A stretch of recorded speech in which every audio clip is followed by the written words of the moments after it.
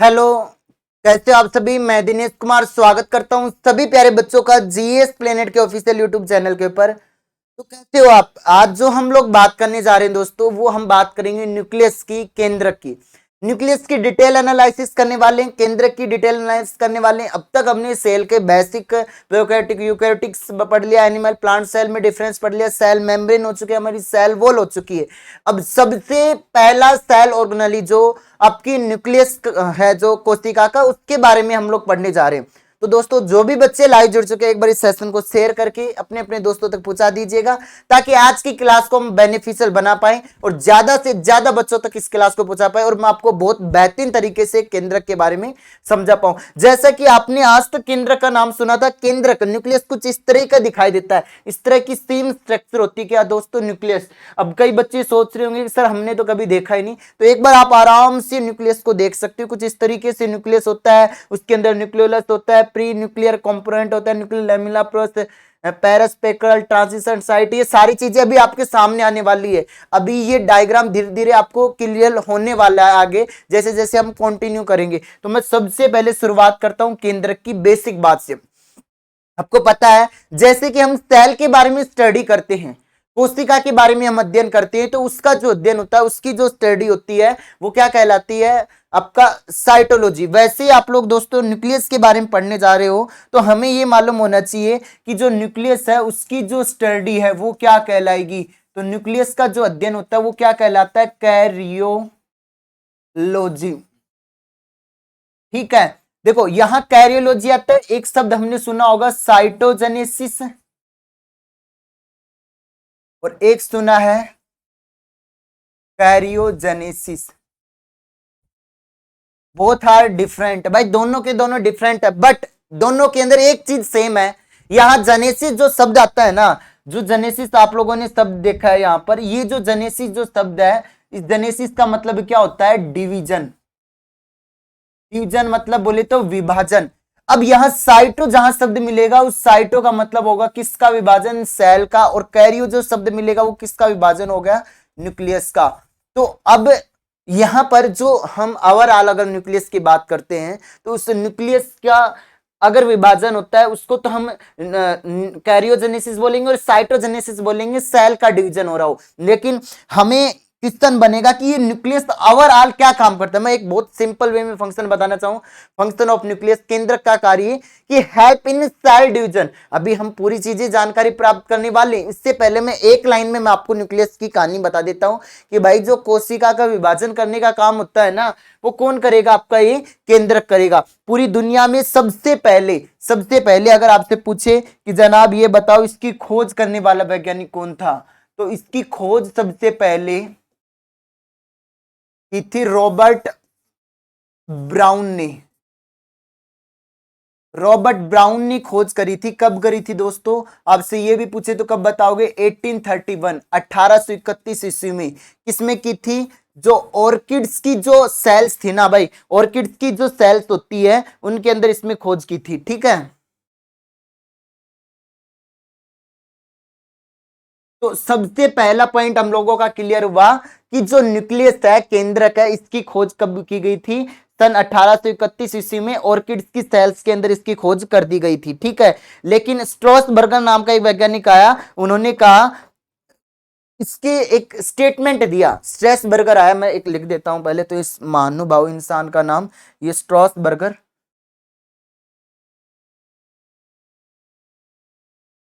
स्ट्रॉसबर्गर जो है, इन्होंने कहा एवरी सेल्स, मैंने एक चीज बताना चाहूं, जो स्ट्रॉसबर्गर आया उन्होंने एक लाइन कही थी, every cells are form, every nucleus is form from pre existing nucleus. भाई प्रत्येक केंद्रक का निर्माण पहले वाले केंद्रक से होता है, ऐसा कहने वाला जो साइंटिस्ट था वो कौन था, स्ट्रॉसबर्गर था। तो उन्होंने इनके निर्माण की बात बताई थी दोस्तों। किसके निर्माण की, केंद्रक के निर्माण की बात बताने वाला जो साइंटिस्ट था उसका नाम था स्ट्रॉसबर्गर। तो यहां पर मैं इसकी कहानी लिखना चाहूंगा। इन्होंने बस एक ही लाइन बताई, मैंने कहा क्या लाइन बताई, हर एक नए न्यूक्लियस का निर्माण उससे पूर्व स्थित न्यूक्लियस से होता है।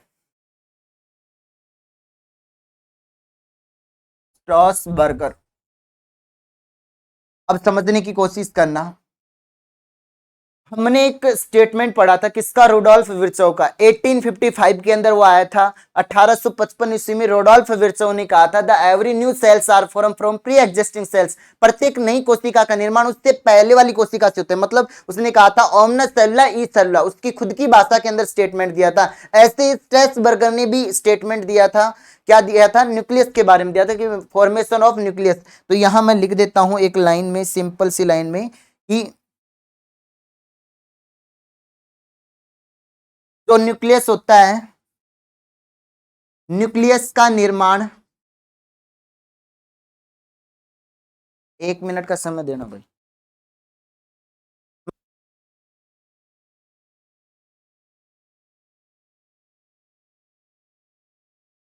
का जो निर्माण होता है वह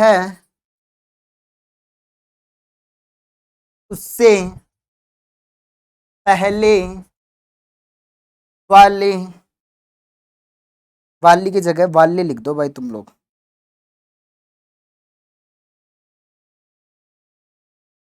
पहले वाले न्यूक्लियस से होता है। ठीक है, अभी मैं न्यूक्लियस के बारे में बेसिक बेसिक स्टेटमेंट बता रहा हूं, अभी न्यूक्लियस को हम डिटेल एनालिसिस करने वाले हैं। तो हमारे सामने अभी तक ये 3 महत्वपूर्ण बिंदु आए जो न्यूक्लियस के रिगार्डिंग थे। अभी तक न्यूक्लियस से रिलेटेड बेसिक पॉइंट जाने हैं, अभी और चीजें हम बताने वाले हैं। अभी जो हैमर लिंग और एसिड बुलेरिया में क्या क्या प्रयोग किया गया, कंट्रोल केंद्र किसने क्या किया, ये सारी चीजें मैं बताऊंगा। ठीक है, तो अब मैं थोड़ा सा आगे बढ़ा जाता है कि जो न्यूक्लियस है, अभी मैंने एक चीज कही थी कि न्यूक्लियस का काम क्या होता है, हेल्प इन सेल डिवीजन। भाई मेनली कार्य क्या होता है, हेल्प इन सेल डिवीजन। तो हम इसको न्यूक्लियस को क्या कहते हैं, न्यूक्लियस को कोशिका का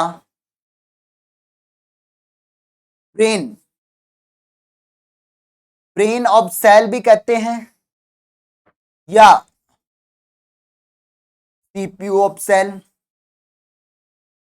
सीपीयू बोले तो सेंट्रल प्रोसेसिंग यूनिट। ठीक है, अरे कंप्यूटर में सुना होगा ना, तो सीपीयू ऑफ सेल भी कह देते, कोशिका का सीपीयू किसको बोला जाता है, क्योंकि brain of computer is also known as the CPU. भाई कंप्यूटर का जो ब्रेन होता है उसको सीपीयू कहा जाता है, इसी तरीके से न्यूक्लियस जो होता है उसको भी सीपीयू ऑफ सेल कहा जाता है। ये चीज हम लोगों की क्लियर हो गई। तो हमने एक पॉइंट और याद रखा, और मैं एक बड़े अक्षरों में लिखना चाहूं, सर कार्य क्या करता है। तो हमें कार्य के बारे में पता होगा न्यूक्लियस के, क्योंकि अभी हम सब कुछ पढ़ने वाले हैं।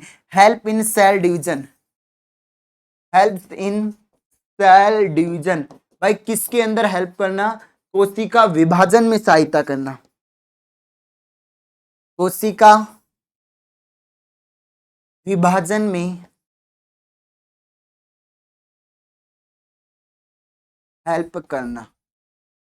भाई सहायता करने का काम होता है किसके अंदर, कोशिका के विभाजन में जो सहायता करेगा दोस्तों, वो कौन करेगा, केंद्रक करेगा। तो जल्दी से इसको लिखो ये 2 स्टेटमेंट। अब उसके बाद हम थोड़ा सा आगे बढ़ना चाहें कि जो न्यूक्लियस होता है इसके रिगार्डिंग एक नोट अगर मैं बताना चाहूं आपको, जो न्यूक्लियस सेल्स का जो न्यूक्लियस तो आपको पता है सेल का कंट्रोल केंद्र होता है। ये वाक्य कहने वाले एक वैज्ञानिक थे, हेमरलिंग। ठीक है, एक मैं स्टेटमेंट लिखना चाहूं नोट डाल के,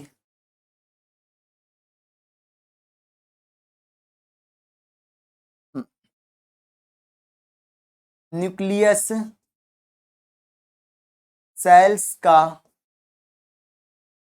कंट्रोल केंद्र होता है, ऐसा स्टेटमेंट कहा था। न्यूक्लियस सेल्स का कंट्रोल केंद्र होता है, ऐसा स्टेटमेंट कहने वाले वैज्ञानिक थे। और उस वैज्ञानिक का नाम क्या था, पहले इसके नीचे एक लाइन खींच देते हम लोग। ऐसा स्टेटमेंट कहने वाले वैज्ञानिक थे, उस वैज्ञानिक का नाम क्या था, हैमरलिंग।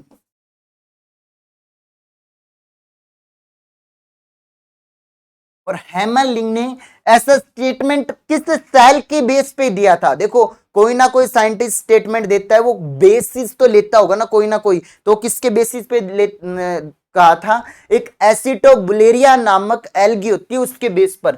तो किसके बेस पे कहा दोस्तों? तो एसिटोबुलेरिया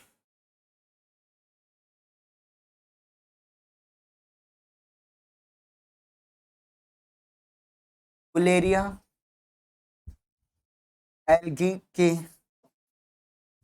आधार पर। इससे यार राइटिंग थोड़ी अच्छी आती है, किससे? ऐसे वाले मार्क, इस वाले पेन से, ठीक है। तो हैमरलिंग ने कहा था, ये नोट डाल के, ठीक है, उसके आधार पर, उसके ऊपर प्रयोग करके, एसिटोबुलेरिया एल्गी के ऊपर प्रयोग करके, ठीक है। जो प्रोकैरियोटिक सेल्स होती है उनमें तो प्रिमिटिव न्यूक्लियस पाया जाता है, लेकिन यूकैरियोटिक सेल्स में, जैसे ये हमने पहले पढ़ा था जब प्रोकैरियोटिक सेल्स पढ़ा था, तो मैं और दो स्टेटमेंट लिख देता हूं। प्रोकैरियोटिक सेल्स में प्रिमिटिव बोले तो आगे न्यूक्लियस मिलता है, उसको हम क्या कहते हैं? न्यूक्लियोइड। जो प्रोकैरियोटिक सेल्स होती है उसके अंदर प्रिमिटिव न्यूक्लियस मिलता है, ठीक है। जो प्रोकैरियोटिक सेल्स होती है उनके अंदर प्रिमिटिव न्यूक्लियस मिलता है। ये चीज आपको पता था, पहले भी हमने पहले बताया था। लेकिन दोस्तों अगर बात हो रही है किसकी? यूकैरियोटिक सेल्स की। किसकी बात हो रही है? यूकैरियोटिक सेल्स की।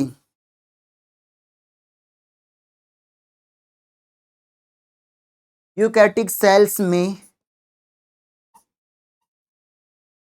वेल डेवलप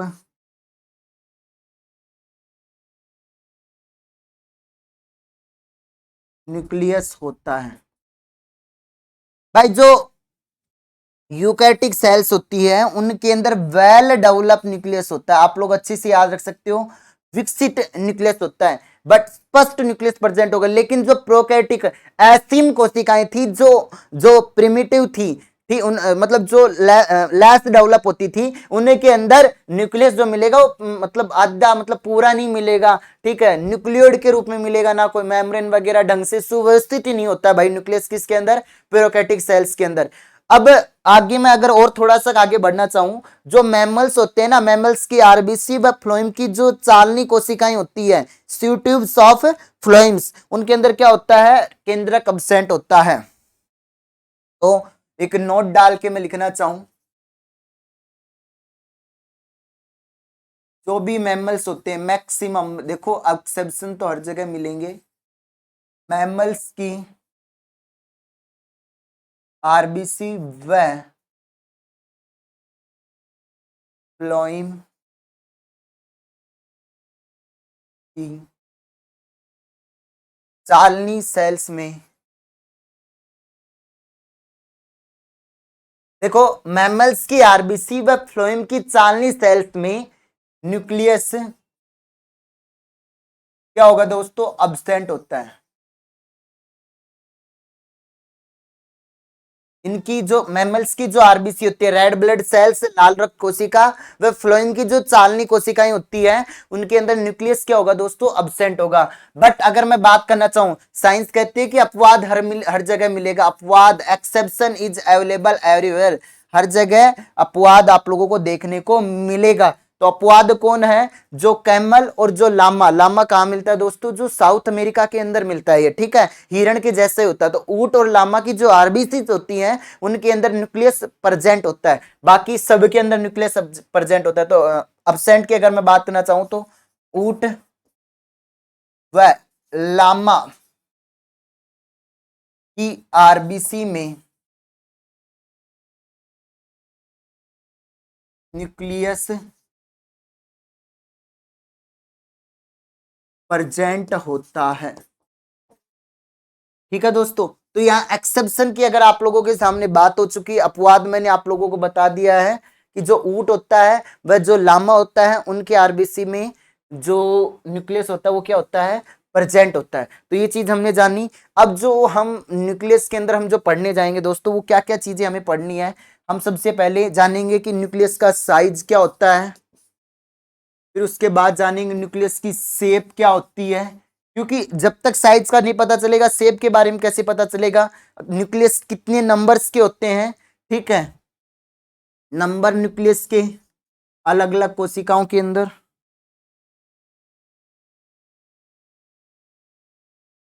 जानेंगे क्या क्या केमिकल कंपोजिशन होता है न्यूक्लियस का, केमिकल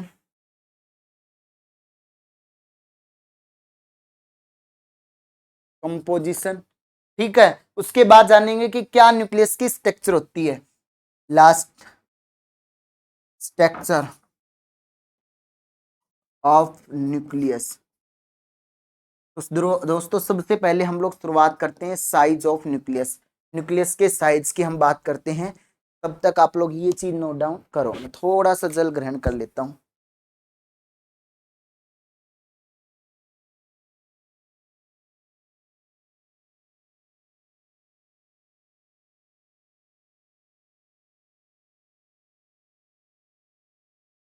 देखो अब बात करते हैं न्यूक्लियस के साइज की। तो जो न्यूक्लियस का जो साइज होता है, सबसे पहले हम बात किसकी करेंगे दोस्तों, न्यूक्लियस के साइज की। न्यूक्लियस का जो साइज होता है, जो आकार होता है, वो मिनिमम 5 माइक्रोन और मैक्सिमम 30 माइक्रोन तक होता है, ठीक है। तो आप लोगों से कोई पूछे तो क्या बताओगे, 5 माइक्रोन से लेकर 30 माइक्रोन तक इसका साइज होता है। अब पूछेगा सर इसका अगला पॉइंट है, सर इसकी शेप, न्यूक्लियस की शेप में मिलते हैं जनरली जो आकार होता है। भाई इंग्लिश मीडियम वाले और हिंदी मीडियम वाले दोनों लिखते हुए चलो भाई, ठीक है।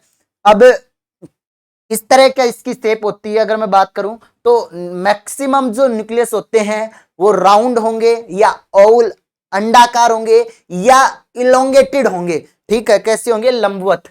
तो कैसे होंगे, या तो राउंड मिलेंगे या ओवल जिसको हम क्या बोलते हैं अंडाकार, या इलोंगेटेड जिसको हम क्या बोलते हैं लंबवत।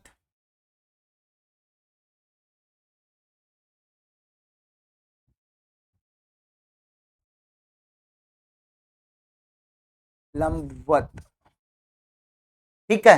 बट अगर हम इसके साइज की बात करना चाहें, ल्यूकोसाइट जिनको हम बोलते हैं, जिसका नाम होगा डब्ल्यूबीसी। डब्ल्यूबीसी का नाम सुना होगा, व्हाइट ब्लड सेल्स।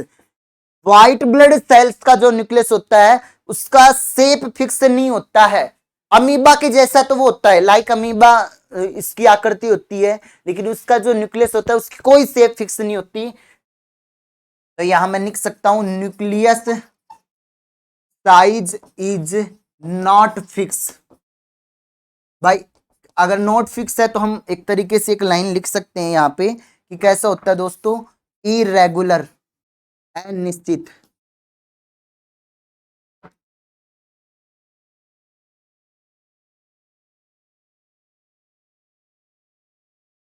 ठीक है जनाब।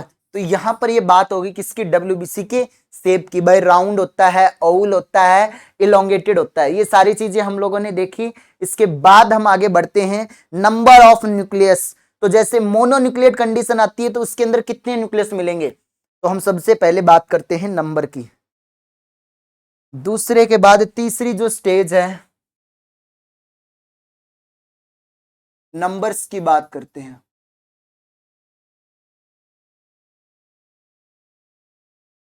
एक मिनट इसको थोड़ा बंद कर। नंबर ऑफ न्यूक्लियस, तो मैंने कहा नंबर ऑफ न्यूक्लियस की अगर हम बात करते हैं दोस्तों, तो सबसे पहली जो चीज है वो है मोनोन्यूक्लिएट।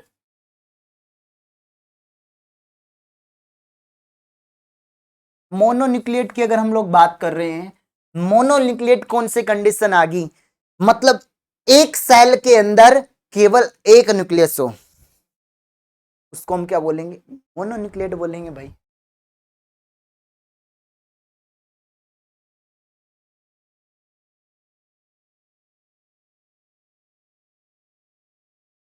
भाई एक केंद्रक कितनी कोशिका में, केवल एक केंद्रक एक सेल के अंदर अगर वो आ जाए तब तो आपकी मोनोन्यूक्लिएट कंडीशन होगी। और बाई न्यूक्लिएट का मतलब क्या होगा, ठीक है, बाई न्यूक्लिएट का मतलब क्या होगा, 2 न्यूक्लियस पर सेल। तो यहां पर मैं लिखना चाहूंगा बाई न्यूक्लिएट,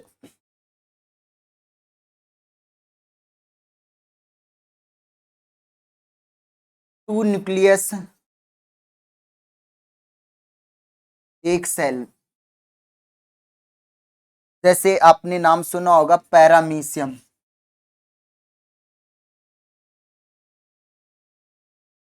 पैरामीशियम के अंदर दोस्तों क्या होता है, पैरामीशियम के अंदर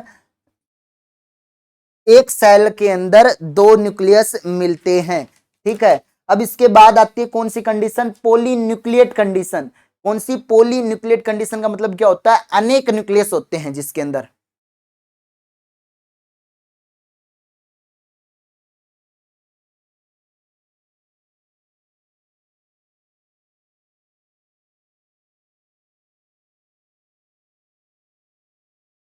मोर देन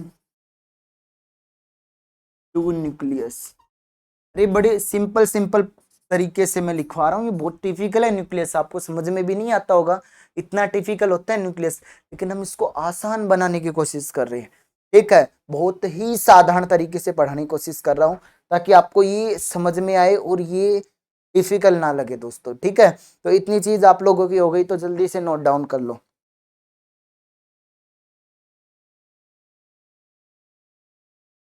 अब दो अवस्थाएं होती है, एक होती है सिनसाइटियम और एक होता है कॉन्सियट सिनोसाइट, ठीक है।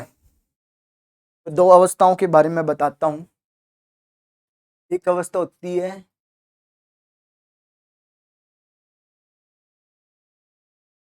सिनसाइटम और दूसरी कौन सी होती है, तो सिनोसाइट, ठीक है। सिन साइटियम की अगर मैं बात करना चाहूं, ये कौन सी अवस्था है, जब सेल्स की सलियन से ये अवस्था बनती है। सलियन क्या होती है, मिलने से, कोशिकाओं के मिलने से ये स्टेज बनती है। तो मैं अगर इसके बारे में लिखना चाहूं, तो बात इसके बारे में लिखना चाहूं, सेल्स के सलियन से यह अवस्था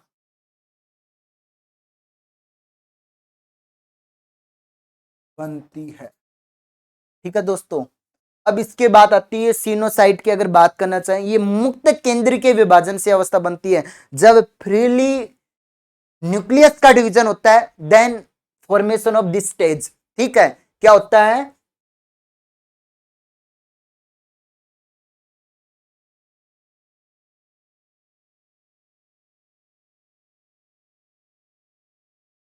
कारण यह है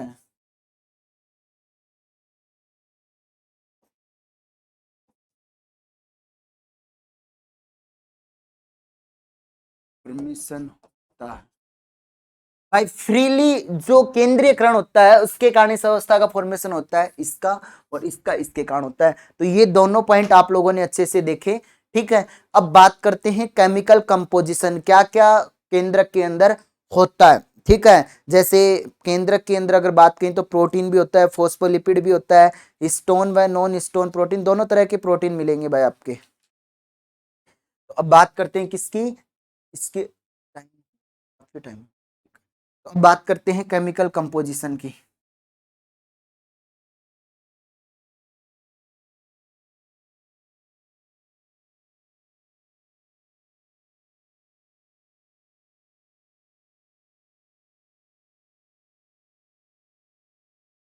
तो जो न्यूक्लियस होता है इसके अंदर प्रोटीन मिलेगा, वो स्टोन भी मिल सकता है, नॉन स्टोन प्रोटीन भी मिल सकता है, ठीक है। प्रोटीन मिलेगा, उसके अलावा फोस्फोलिपिड्स भी होते हैं,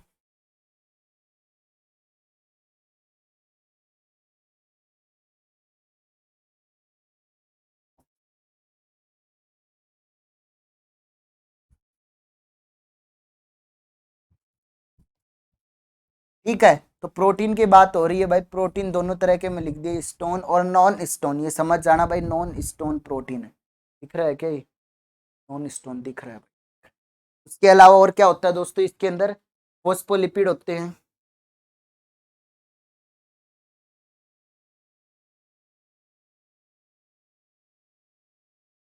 डीएनए एंड आरएनए। ये चीज आप लोग अच्छे से अपने माइंड के अंदर सेट करते हुए चल सकती हो दोस्तों। ठीक है, डीएनए होता है, आरएनए होता है, ये चीजें याद रख सकते हो आप लोग। ठीक है, ये बात किसकी हो रही है, न्यूक्लियस की बात हो रही है, केंद्रक की बात हो रही है। ठीक है, केमिकल कंपोजिशन ऑफ न्यूक्लियस। तो ये चीजें जानने के बाद अब हम अगली कंडीशन के अंदर बढ़ते हैं। वो अगली कंडीशन क्या है कि जो न्यूक्लियस होती है उसकी स्ट्रक्चर क्या होगी, संरचना क्या होती है। तो जनाब जरा न्यूक्लियस की स्ट्रक्चर बनाने की कोशिश करता हूं। पहले मैं एक बहुत आसान तरीके से न्यूक्लियस की स्ट्रक्चर समझाता हूं मैं, कि हमें एक आधार पता होगा कि न्यूक्लियस की संरचना बोल देते हैं ना इसको हिंदी में। फिर उसके बाद हम अपने पॉइंट लिखने शुरू करेंगे। देखो, वाओ, ये चीज मिल गई तो मजा आ जाता है इसमें। इसका मतलब ये हुआ आपका राउंड। वाह गुड, ये काम अच्छा होगा। अब देखो, न्यूक्लियस की मैं स्ट्रक्चर बनाने की कोशिश कर रहा हूं बहुत आसान तरीके से।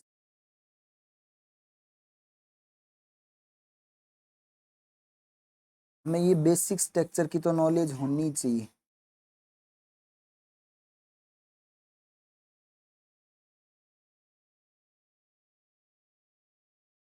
राइट, वाह, सही तरीके से दिख रहा है।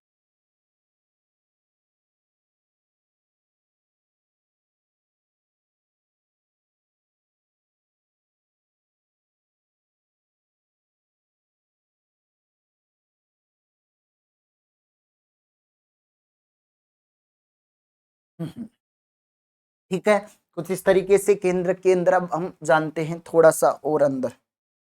यहाँ पर जैसे डीएनए आरएनए हो गए, यहाँ पर कुछ डॉट डॉट से हम बना देते हैं, न्यूक्लियोप्लाज्म हो गया।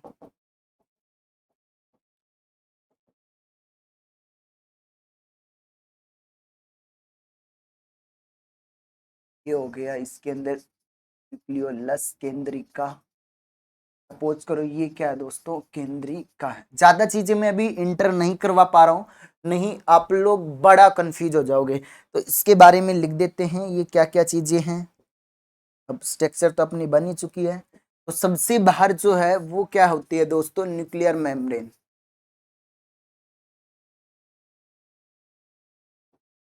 केंद्रक झिल्ली।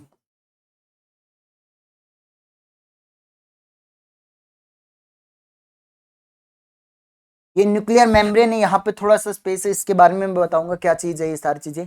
अब यहाँ पर ये जो है ये क्या है, न्यूक्लियोलस। हिंदी में क्या बोलोगे, केंद्रिका। इसके बाद ये जो लिक्विड है उसको हम क्या बोलेंगे दोस्तों, न्यूक्लियो प्लाज्म, केंद्रक द्रव्य हम इसको बोलेंगे। और ये क्या है, ये इसको हम बोलते हैं क्रोमेटिन।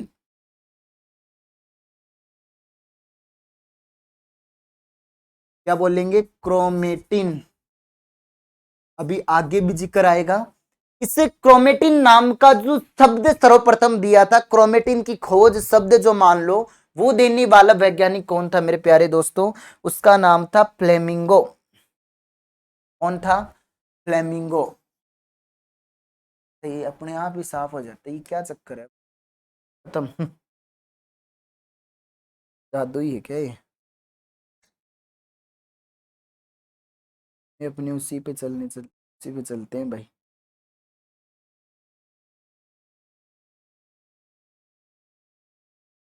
क्रोमेटिन की बात करना चाहूं, इसके शब्द को देने वाले जो वैज्ञानिक थे, उन वैज्ञानिक का क्या नाम था बेटा, उसका नाम था फ्लेमिंग। ठीक है, क्रोमेटिन क्या होता है, क्रोमेटिन का मतलब होता है आप लोगों के सामने, अब ये फोन बड़ा डिस्टर्ब कर, ठीक है,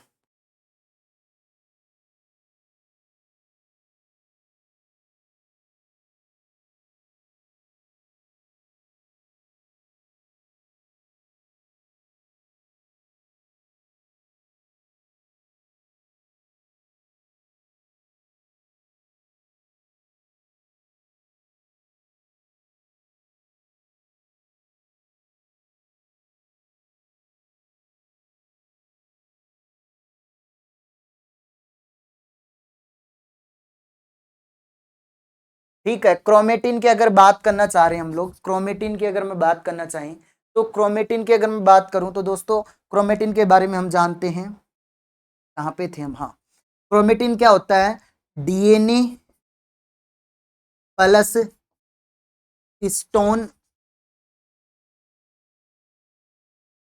प्रोटीन, ये क्या होता है, थ्रेड लाइक स्ट्रक्चर, धागेनुमा संरचना होती है इसके अंदर। ये क्रोमेटिन क्या था दोस्तों, ये क्रोमेटिन क्या था, मैं ऊपर लिख देता हूँ, यहाँ तुम्हें समझ में नहीं आएगा। कि इसको हम ऐसे भी बोल सकते हैं, ये क्या है, थ्रेड लाइक स्ट्रक्चर, धागेनुमा संरचना कौन होता है दोस्तों, न्यूक्लियस के अंदर जो क्रोमेटिन नामक चीज पाई जाती है वो एक धागेनुमा संरचना होती है। ठीक है, क्या, क्रोमेटिन। तो ये चीज हमने देखी। अब इसके स्ट्रक्चर देखी। अब हम सबसे पहले इसकी बाहर की लेयर जिसको हम न्यूक्लियर मेम्ब्रेन या कैरियोथिका या इनवेलॉप या फिर न्यूक्लियर इनवेलॉप बोलते हैं। ठीक है, तो इसकी सबसे पहली बाहरी लेयर की बात करते हैं। तो सबसे पहले हम बात कर रहे हैं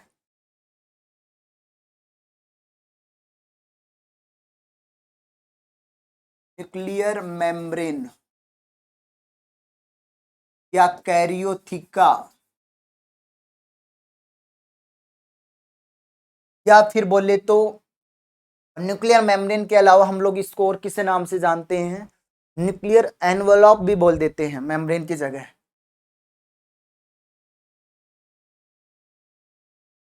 और कुल मिला के हम कह देते हैं केंद्रक झिल्ली। जो केंद्रक झिल्ली होती है वो कैसी होती है, हम उसकी बात करते हैं। देखो, जो केंद्रक झिल्ली होती है दोस्तों, उस केंद्रक झिल्ली की मैं सबसे पहला पॉइंट मैं बताऊं, वैसे तो आपको पता है न्यूक्लियस सभी सारी कोशिका का, जितनी कोशिकाएं होती, कोशिका के जितने सेल ऑर्गेनली होते हैं उन सभी सेल ऑर्गेनली का लार्जेस्ट ऑर्गन होता है। ठीक है, सबसे बड़ा कोशिकांग जो होता है वो क्या होता है, आपका न्यूक्लियस होता है। तो न्यूक्लियर मेम्ब्रेन, कैरियोथिका, न्यूक्लियर एनवलप, हम बात एक ही होगी। तो ये क्या होती है, झिल्ली कैसी होती है, डबल मेम्ब्रेन बाउंड होती है, दोहरी झिल्ली होती है।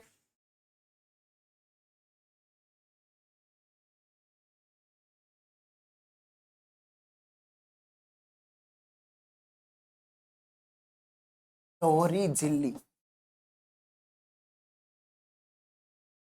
ठीक है। पहला पॉइंट, अगर हम बात किसकी कर लेते हैं, आउटर लेयर की।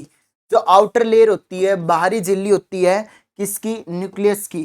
तो उस आउटर झिल्ली के अंदर क्या होता है, जो आउटर झिल्ली होता है वो एंडोप्लाज्मिक रेटिकुलम के साथ साथ राइबोसोम भी उसमें उपस्थित होंगे। ठीक है, जो एंडोप्लाज्मिक रेटिकुलम होता है उसके साथ साथ राइबोसोम उपस्थित होते हैं। ठीक है,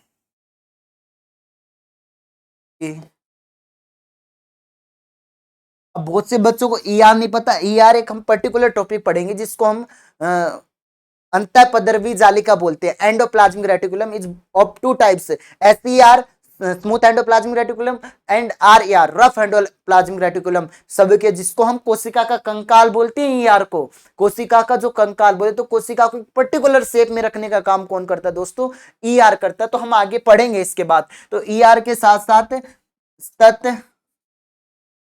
राइबोसोम प्रेजेंट होते हैं, राइबोसोम भी पढ़ेंगे आगे। तो ये चीज आउटर कितने एंगल स्ट्रोंग की होती है, 75 एंगल स्ट्रोंग की। आउटर के बाद हम बात करते हैं इनर की, बात करते हैं। जो इनर न्यूक्लियस की जो इनर लेयर होती है, भीतरी जो परत होती है, इसके अंदर मेम्ब्रेन के मध्य 15 नैनोमीटर का स्थान पाया जाता है, जिसे हम क्या कहते हैं, प्रो न्यूक्लियर प्लेस कहते हैं। ठीक है, इनर जो मेम्ब्रेन होती है उसके मध्य क्या होता है, इनर, इसके मध्य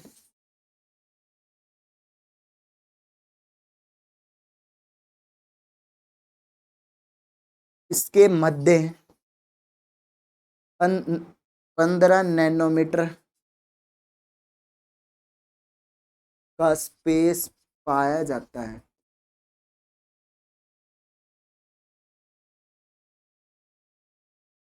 जिसे हम प्रो न्यूक्लियर मेम्ब्रेन कहते हैं। जो एक तो आउटर लेयर होगी, एक इनर लेयर होगी। जो इनर लेयर होती है उसके मध्य 15 नैनोमीटर का स्पेस पाया, जिसे परिकेंद्रीय स्थान कहते हैं।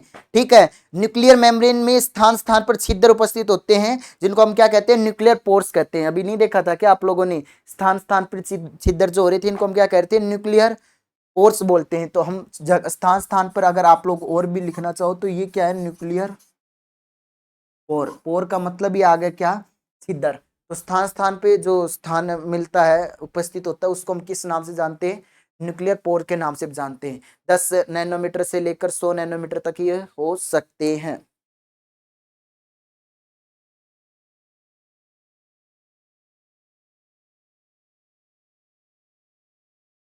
चलिए आगे।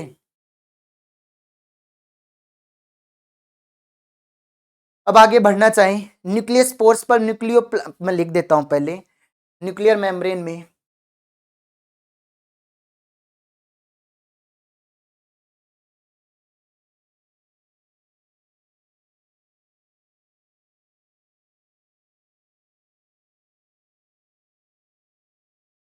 स्थान स्थान पर क्या मिलते हैं,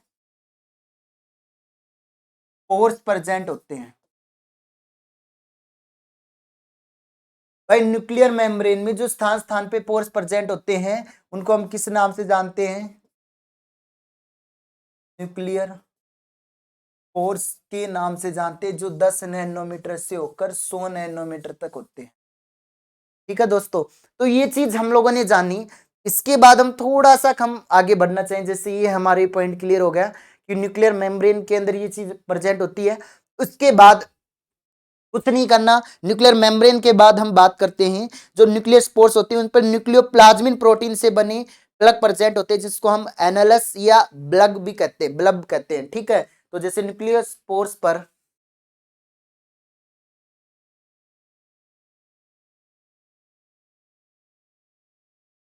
तो न्यूक्लियर पोर जो अभी बात कर रहे थे, इसके ऊपर क्या होता है दोस्तों, इसके ऊपर क्या होता है, न्यूक्लियोप्लाज्मिन प्रोटीन से बने,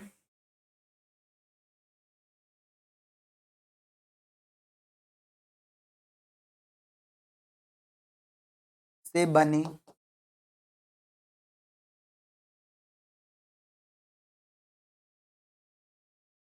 प्लग प्रेजेंट होते हैं।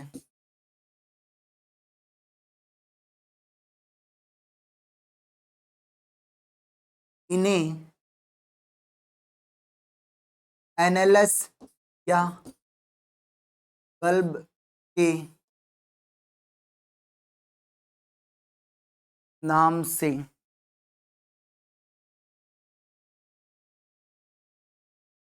जानते हैं। तो न्यूक्लियस स्पोर्स पर न्यूक्लियोप्लाज्मिन से बने प्लग प्रेजेंट होते हैं, जिन्हें एनालस या ब्लब के नाम से जानते हैं। BLU की जगह ए आएगा भाई स्पेलिंग।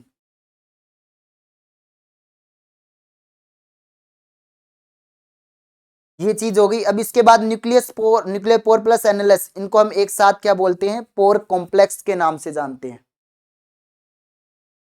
देखो आज थोड़ा सा काफी कॉल्स आ रहे हैं, तो चलो मैं इसको कंप्लीट कराने की कोशिश करता हूँ।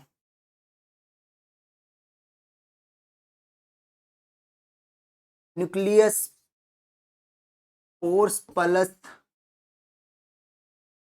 एनालस, न्यूक्लियस पोर्स प्लस एनालस, इन दोनों की अगर हम लोग बात करना चाहें दोस्तों, न्यूक्लियस पोर्स व एनालस, इन दोनों को एक साथ किस नाम से जानते हैं, पोर कॉम्प्लेक्स बोलते हैं इसको हम लोग। ठीक है, क्या बोलते हैं, पोर कॉम्प्लेक्स। रंध्र सम्मिश्र, जिसमें फ्री न्यूक्लियोप्लाज्मिक एक्सचेंज पर जो क्या करता है, रोक रोक लगाता है।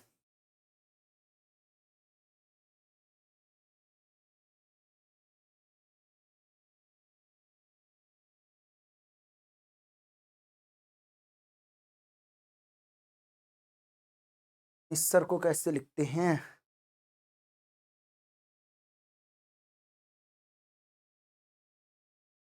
ये बोलते हैं, जो क्या करता है, फ्री न्यूक्लियोसाइटोप्लाज्मिक एक्सचेंज पे क्या करता है, रोक लगाता है।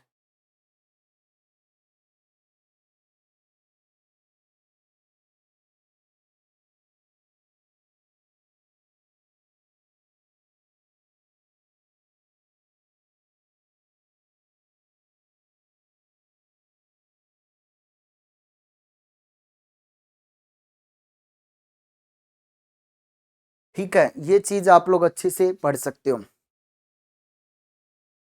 जो इनर लेयर होती है उसके नीचे एक प्रोटीन का जाल पाया जाता है जिसको हम क्या कहते हैं, न्यूक्लियर लेमिना कहते हैं। और भी अगर हम आगे बढ़ना चाहें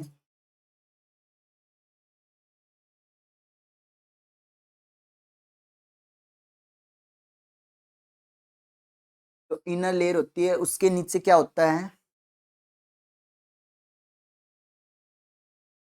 जो न्यूक्लियर, जो अरे भाई इनर लेयर होती है उसके नीचे क्या होता है, लेमिन प्रोटीन का क्या पाया जाता है, जाल पाया जाता है।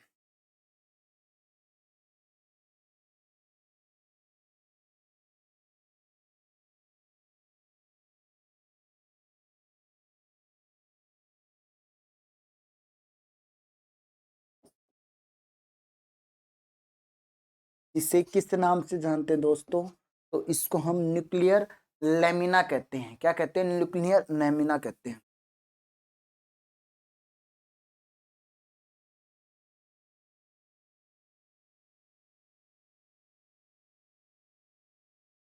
ठीक है, अब जो न्यूक्लियर लेमिना है इसकी अगर हम बात करना चाहें तो इसके दो कार्य होते हैं। एक तो क्रोमोसोम में क्रोमोसोम का जो न्यूक्लियर झिल्ली होती है, न्यूक्लियर मेम्ब्रेन होती है, उससे चिपकना होता है। तो कार्य अगर हम बात कर रहे हैं न्यूक्लियर लेमिना की, तो न्यूक्लियर लेमिना मतलब कौन सा, ये जो आपके इनर लेयर के नीचे पाया जाता है, लेमिन प्रोटीन का जाल पाया जाता है जिसे हम न्यूक्लियर लेमिना के नाम से जानते हैं। तो पहला कार्य क्या था, क्रोमोसोम का न्यूक्लियर मेम्ब्रेन से चिपकाना है। तो क्या काम करता था क्रोमोसोम, जिसको हम क्या बोलते हैं, वो न्यूक्लियर मेम्ब्रेन बोले तो केंद्रक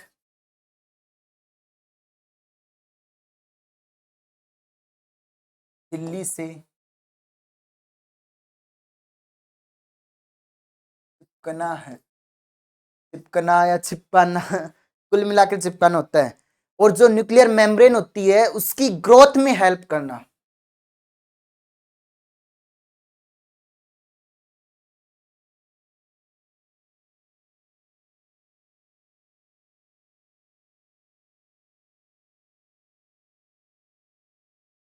तो ये किसके कार्य थे भाई, आपके न्यूक्लियर लेमिना के कार्य थे। अभी न्यूक्लियोप्लाज्म बच गया आपका, केंद्रिका बच गई, अल्ट्रास्ट्रक्चर ऑफ न्यूक्लियाई बच गई। ये सब के कार्य लगभग आपका 30 मिनट का चैप्टर ये बच गया। उसके बाद नेक्स्ट क्लास में हम राइबोसोम और पढ़ लेंगे। ठीक है, नेक्स्ट क्लास में ये कहाँ होगा भाई, आपकी नेक्स्ट क्लास में। ठीक है, तो आज मैं इतना ही करवा पाऊंगा कि मुझे आज कहीं निकलना भाई। ठीक है, तो आप नेक्स्ट क्लास के अंदर इसको कंटिन्यू कर दिए। बाकी आप पढ़ते रहिएगा, शेयर करते रहिएगा अपने अपने दोस्तों तक। कोई भी कोई डाउट होता है तो कमेंट जरूर करना। जय हिंद।